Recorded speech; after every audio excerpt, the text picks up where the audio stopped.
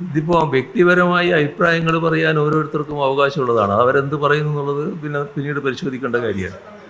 എന്താണെന്ന് നോക്കാതെ അതിന് പരിശോധിക്കേണ്ട കാര്യമാണ്. ഇവിടെ കാണേണ്ടത് എൻ്റെ ഗൺമാൻ ആളെ ആക്രമിച്ചു എന്ന് പറയുന്ന സംഭവം അങ്ങനെ ഉണ്ടായിട്ടില്ല. ഞാൻ കണ്ട കാര്യം ഞാൻ പറഞ്ഞിട്ടുണ്ട്. എൻ്റെ ഞങ്ങൾ സഞ്ചരിക്കുന്ന ബസ്സിൻ്റെ മുന്നിലേക്ക് ചാടി വന്നവരെ അവിടെയുള്ള യൂണിഫോം ഇട്ട പോലീസുകാർ തടയുന്നുണ്ടായിരുന്നു. അവരാണ് അവരെ തള്ളി മാറ്റുന്നതായിട്ട് കണ്ടത്. അവർ തള്ളി മാറ്റി തന്നെയായിരുന്നു. അത് ഗൺമാൻ എൻ്റെ കൺമുന്നിൽ കണ്ടതല്ലേ ഞാൻ പറയുക. എൻ്റെ കൺമുന്നിൽ കണ്ട കാര്യമാണ് ഞാൻ പറയുന്നത്. എൻ്റെ കൺമുന്നിൽ കണ്ടത് ഇതാണ്.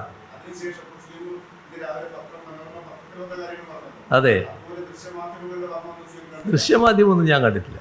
ദൃശ്യമാധ്യമം ഞാൻ കണ്ടിട്ടില്ല. അതെ, ദൃശ്യമാധ്യമത്തിൽ വന്നത് ഞാൻ കണ്ടിട്ടില്ല. ഓ അല്ല, ഞാൻ കണ്ടിട്ടില്ല. ഓ ശരി. ജനങ്ങളുടെ ഗുണം എന്താന്ന് പറഞ്ഞാൽ എല്ലാ കാര്യങ്ങളും നല്ല വിവേചന ബുദ്ധിയോടെ മനസ്സിലാക്കുന്നവരാണ് എന്താണ്. അത് നല്ല രീതിയിൽ ഉൾക്കൊള്ളുകയാണ് ജനങ്ങൾ. ഇപ്പോൾ ഞങ്ങൾ നവകേരള സദസ്സുമായി ബന്ധപ്പെട്ട കാര്യങ്ങൾ വിശദീകരിക്കാനാണല്ലോ ഇത് ഉദ്ദേശിച്ചത്. ആ ഉദ്ദേശിച്ച കാര്യങ്ങൾ നേരത്തെ തന്നെ ഉൾക്കൊള്ളുന്ന ജനങ്ങളാണ് നമ്മുടെ നാട്ടിൽ. അതിൻ്റെ ഭാഗമായിട്ടാണ് നവകേരള സദസ്സിൽ വലിയ തോതിലുള്ള ജനപങ്കാളിത്തം തന്നെ ഉണ്ടാകുന്നത്. അത് ഏതെങ്കിലും ഒരു പ്രത്യേക അഭിപ്രായക്കാരല്ല, എല്ലാ അഭിപ്രായക്കാരും ഈ നവകേരള സദസ്സിന് എത്തിച്ചേരുകയാണ്.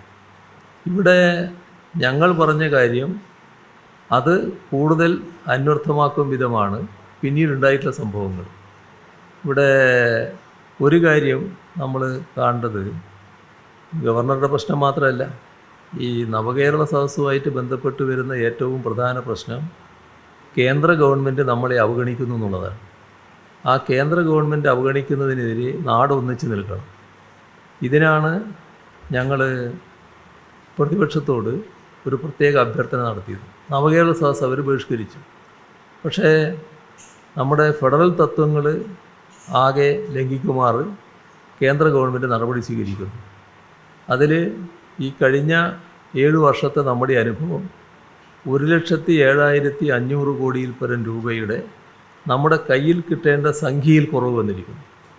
അതിൻ്റെ ഭാഗമായിട്ടാണ് നമ്മൾ ഇപ്പോൾ ബഹുമാനപ്പെട്ട സുപ്രീം കോടതിയെ സമീപിക്കേണ്ടി വന്നത്. സുപ്രീം കോടതി ആ കാര്യങ്ങൾ പരിശോധിച്ച് വരികയാണ്. ആ ഘട്ടത്തിൽ രാജ്യത്തിൻ്റെ ഫെഡറൽ ഘടന നിലനിർത്തുക എന്നത് ഏറ്റവും പ്രധാനമാണ്. ഇത്തരമൊരു സന്ദർഭത്തിൽ LDF UDF എന്നൊരു വ്യത്യാസമല്ല വേണ്ടത്. LDF UDF തമ്മിലുള്ള തർക്കമൊക്കെ നമുക്ക് പിന്നീട് തർക്കിക്കാം, പിന്നെയും പരിഹരിക്കാം. ഇപ്പം നാട് ഒന്നിച്ച് നിൽക്കുകയാണ് വേണ്ടത്. അതുകൊണ്ട് നമുക്ക് ഒന്നിച്ച് നിൽക്കാം, നിങ്ങൾ സഹകരിക്കണം എന്ന് ഞങ്ങൾ പരസ്യമായിട്ട് അഭ്യർത്ഥിച്ചു. അതിന് നിങ്ങളുമായി ചർച്ച ചെയ്യേണ്ടതുണ്ടോ? അതിന് ഞങ്ങൾ സന്നദ്ധമാണെന്നും പറഞ്ഞു, നമുക്ക് ചർച്ച ചെയ്യാമെന്നും പറഞ്ഞു. പക്ഷേ അപ്പം തന്നെ പ്രതിപക്ഷ നേതാവിൻ്റെ പ്രതികരണം വന്നു, നിങ്ങളുമായി ഒരു യോജിപ്പില്ല, നിങ്ങളുമായി യോജിച്ചൊരു കാര്യവും നടക്കില്ല എന്ന പ്രഖ്യാപനം വന്നു. അപ്പോൾ നേരത്തെയുള്ളതിനേക്കാളും കഠിനമായ നിലയാണ് ഇവിടെ കോൺഗ്രസ് സ്വീകരിക്കുന്നത്. പ്രതിപക്ഷ നേതാവ് കോൺഗ്രസ്സിന് വേണ്ടിയാണ് ആ പ്രഖ്യാപനം നടത്തുന്നത്. അതിൻ്റെ ഭാഗമായി അത്തരമൊരു നിലപാട് ഇപ്പോൾ ഉയർന്നു വന്നിരിക്കുന്നു.